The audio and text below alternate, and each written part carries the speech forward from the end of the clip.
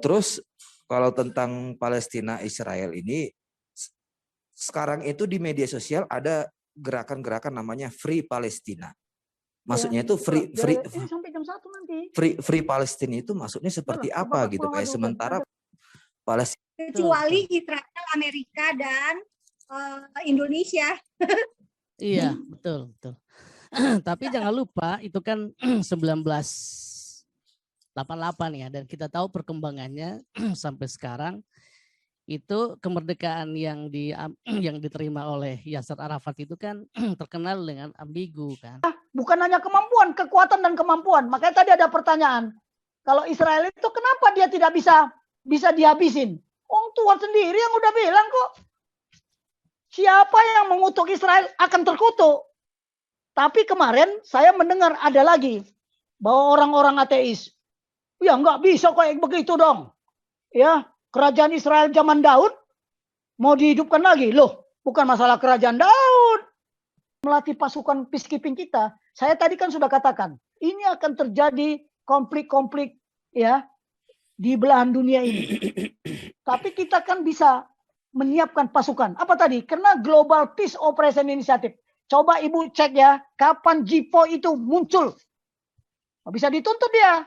Tapi coba kalau Pak Paul mau buka sekarang pidato-pidatonya Menlu kemarin, ya, kemudian duta besar yang di Libanon, ya, kemudian Dirjen Asia Pasifik, ya ngomongnya apa?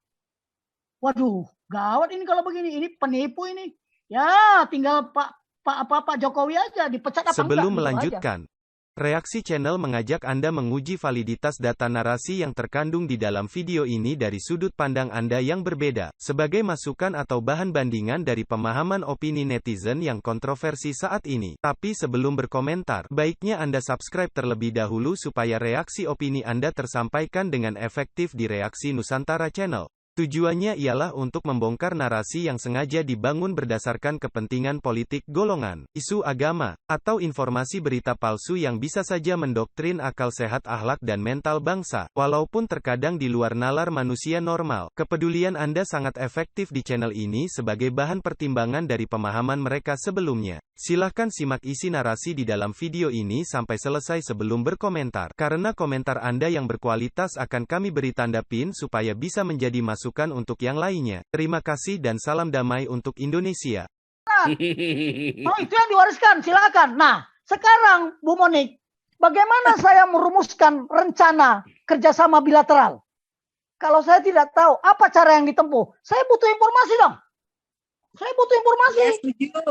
Nah, contoh, Israel punya kemampuan. Ya, bukan hanya kemampuan, kekuatan dan kemampuan. Makanya tadi ada pertanyaan. Kalau Israel itu kenapa dia tidak bisa dihabisin? Tuhan sendiri yang udah bilang kok. Siapa yang mengutuk Israel akan terkutuk. Tapi kemarin saya mendengar ada lagi bahwa orang-orang ateis, ya nggak bisa kayak begitu dong. Ya, kerajaan Israel zaman Daud mau dihidupkan lagi. Loh, bukan masalah kerajaan Daud. Indonesia jangan seperti kerajaan Mojopahit. Kalau kerajaan Mojopahit sudah tidur, ya tidur. Nggak boleh disamakan kayak begitu. Kenapa? Itu tadi kan saya bilang apa? Konstitusi kerajaan Tuhan. Tentang keberadaan Israel. Keberadaan apa? Bangsa dan negara Israel. Siapa yang bisa membantah Tuhan? Siapa yang bisa membantah Tuhan? Itu nubuat kok. Ada lagi yang mengatakan, Bible itu isinya mah udah dikarang-karang. Loh, lihat kita berhadapan. Instruksi kerajaan Tuhan itu udah jelas. Di Bible itu udah jelas. Saya juga kemarin lagi mikir, kenapa namanya Abraham Accord? Ya kan? Kenapa namanya Abraham? Kita ini konflik loh ya. Konflik terminologi dan konflik paradigm. Nah, kalau kita punya terwujudnya perdamaian dunia di bawah bendera PBB, ya harus melatih pasukan peacekeeping kita. Saya tadi kan sudah katakan, ini akan terjadi konflik-konflik ya di belahan dunia ini. Tapi kita kan bisa menyiapkan pasukan. Apa tadi? Karena Global Peace Operation Initiative. Coba Ibu cek ya, kapan JIPO itu muncul di bawah bendera PBB. Istilah JIPO. Itu 2007, Bu. Itu saya masih kolonel bersama Kolonel Sweeney. Ya, menginginkan peacekeeping operation, peacekeeping center Indonesia. Mereka membantu saya. ya. Bahkan latihan pertama Garuda Shield pasukan multinasional 2009. Itu siapa inisiatornya? Sayangnya saya waktu itu Lemanas, sehingga saya tidak bisa tidak bisa ikut karena gubernur tidak mengizinkan saya. Oh, nggak bisa lah, Bing, kamu 14 hari nggak kuliah, kamu nanti nggak lulus loh. Udahlah, yang latihan itu ada yang ngurus kok, nggak, tanpa kau juga bisa berjalan, kata beliau. Ya sudah, saya ikut perintah. Ya, padahal saya ditanyain sama jenderal-jenderal Amerika, mana ini? Inisiatornya malah kok nggak ada. Nah, oke ya. Nah ini urusan siapa ini? Urusannya Menteri Luar Negeri kan ini. Lihat ini. Sekarang dia tahu nggak? Punya konsep strateginya nggak? Punya nggak strategi politik luar negeri? Saya kira nggak percaya. Orang sudah tipu menipu yang terjadi. Ini kita harus menyampaikan apa adanya ke seluruh rakyat Indonesia. Kalau begitu sekarang, kalau Palestina sudah merdeka, apa mereka katakan? Indonesia akan membuka hubungan diplomatik dengan Israel kalau Palestina sudah merdeka. Nah, jawab itu Kementerian Menteri Luar Negeri itu. Nah, bisa dituntut dia. Tapi coba kalau Pak Paul mau buka sekarang pidato-pidatonya Menlu kemarin, ya, kemudian duta besar yang di Libanon, ya, kemudian Dirjen Asia Pasifik, ya ngomongnya apa? Waduh, gawat ini kalau begini, ini penipu ini. Ya, tinggal Pak Jokowi aja dipecat apa enggak gitu aja. Oke, saya kira bisa menjawab ya. Nah, ini harus kita susun karena ini belum ada. Oke, tinggal lanjut. Kita lanjut dulu nih, Pak Adi Ismoyo. Silakan Pak Adi Ismoyo. Pak Adi Ismoyo. Oke, lanjut dulu kali. Ya, silakan. Salam, Rahayu. Ya, Rahayu. Selamat malam, Bu Monik, Pak Jenderal, semuanya. Tadi pertanyaan ini saya mau tanya tadi sebetulnya dengan Pak Bu Koni sama Pak Jenderal ya, tapi sama seperti yang ditanyakan sama Ibu Monik mungkin ya. Bagaimana apa reaksi atau apa yang akan kita lakukan sebagai warga negara Indonesia gitu loh, sebagai saya untuk menyuarakan ini gitu loh, atau apa tindakan kita supaya kita tahu nih potensi Israel kan sangat luar biasa kan, bangsa pilihan, tanah perjanjian gitu loh. Apa yang kita harus lakukan gitu loh? Apakah kita harus menggugat? Karena tadi yang dibicarakan Pak Beta Maluku ini adalah pembodohan atau gimana gitu? Gitu aja Pak Paul. Selamat malam. Ya, lanjut dulu ya langsung ya. Kali Solisoy, silakan Kali Solisoy dibuka mikrofon. Mic-nya sebentar. Aduh. Sebentar. Mana nih Kali? Silakan Kali Solisoy dinyalakan mikrofonnya. Ya, salam Pak Paul, Pak Shalom. Jenderal. Ini khusus untuk Pak Jenderal sih sebenarnya pertanyaan saya Pak.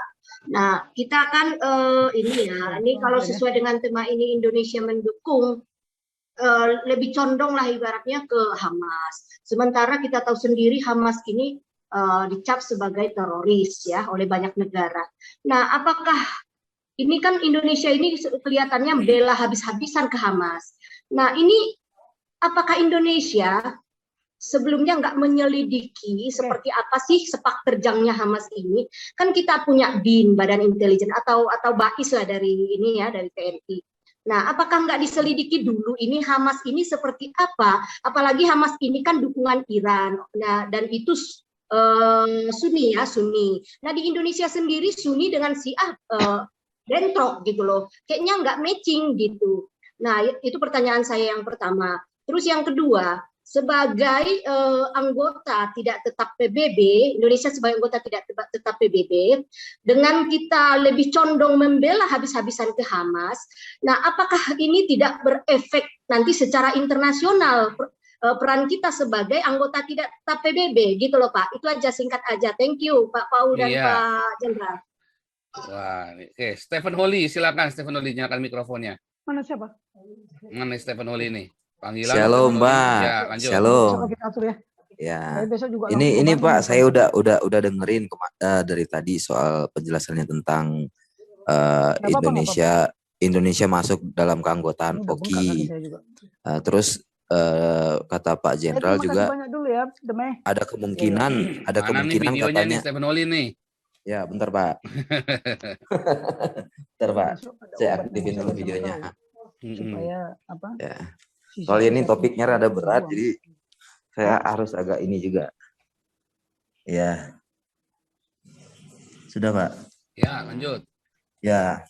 Jadi seperti kata Pak Jenderal tadi, Indonesia masuk dalam keanggotaan OKI dan prediksi saya juga kemarin benar ternyata kan Indonesia bisa saja gara-gara Indonesia termasuk dalam keanggotaan OKI bisa saja Indonesia ke depannya atas permintaan dari negara-negara keanggotaan OKI atau Palestina bisa mengirimkan pasukan.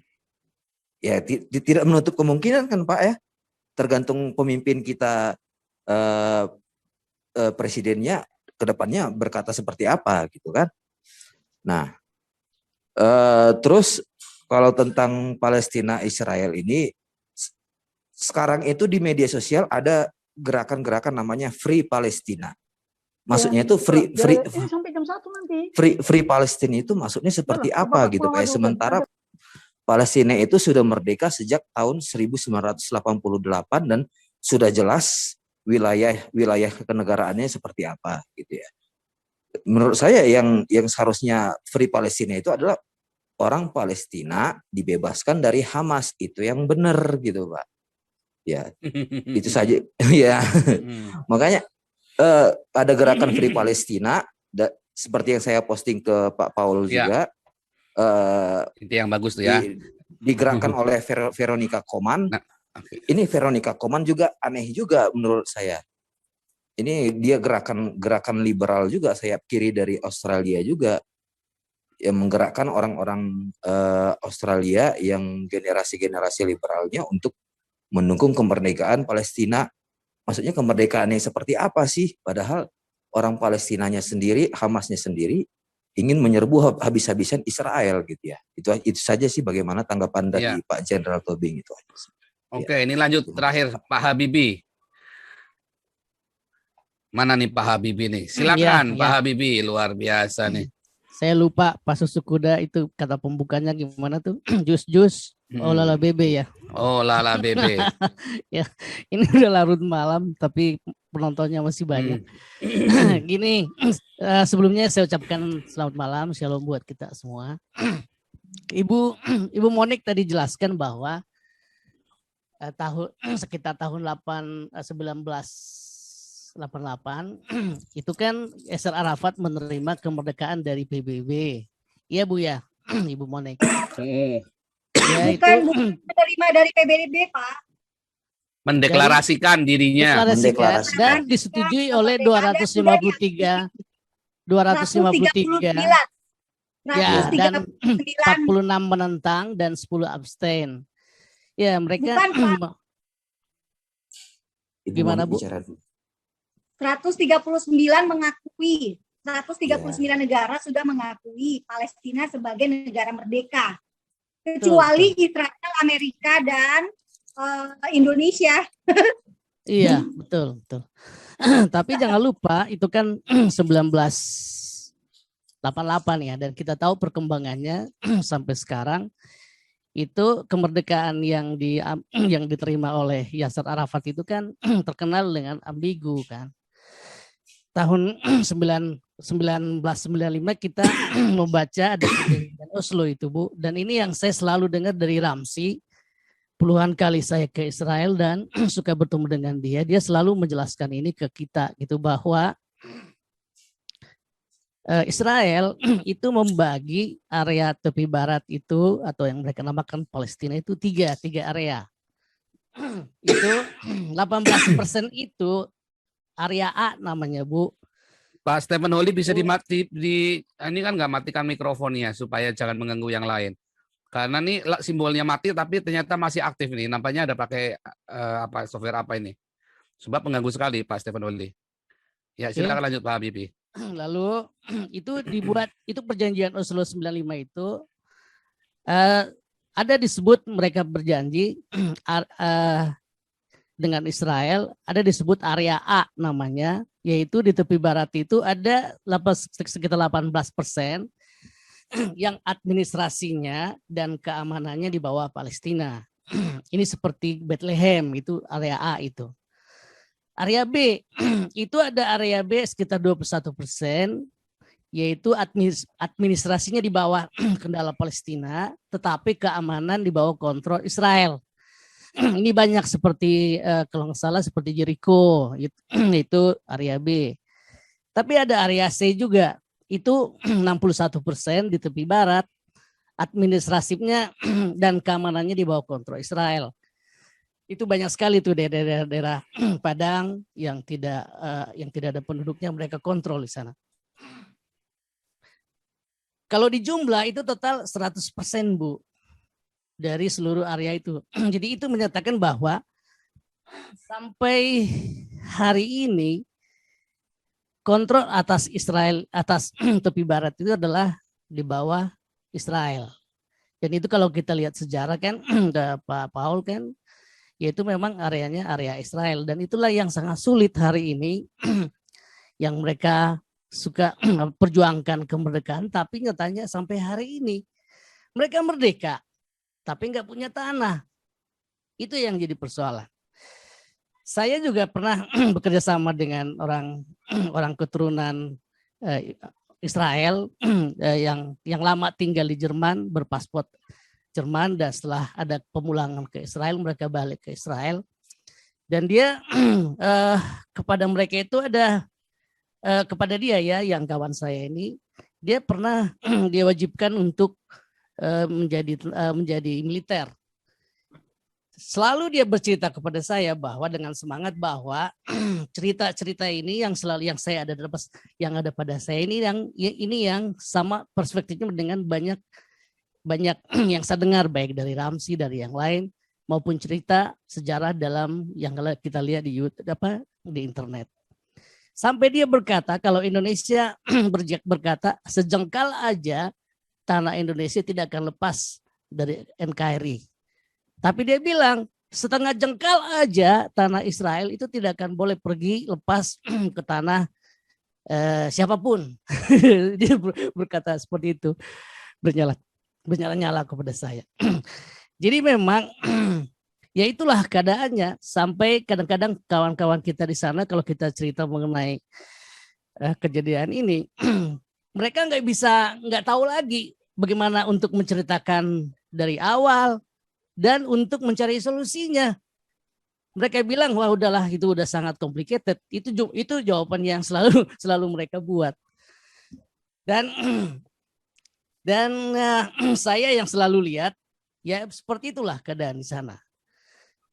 Tapi yang saya sampaikan kepada pemerintah kita Indonesia, saya mungkin sekitar 20 kali bolak-balik ke Israel dan berkeliling di daerah-daerah Israel. Satu pun tidak pernah saya dan grup-grup saya itu mengalami kesulitan. Betapa ramahnya penjaga-penjaga tentara-tentara Israel ketika kita mendekati dan berkata, Shalom.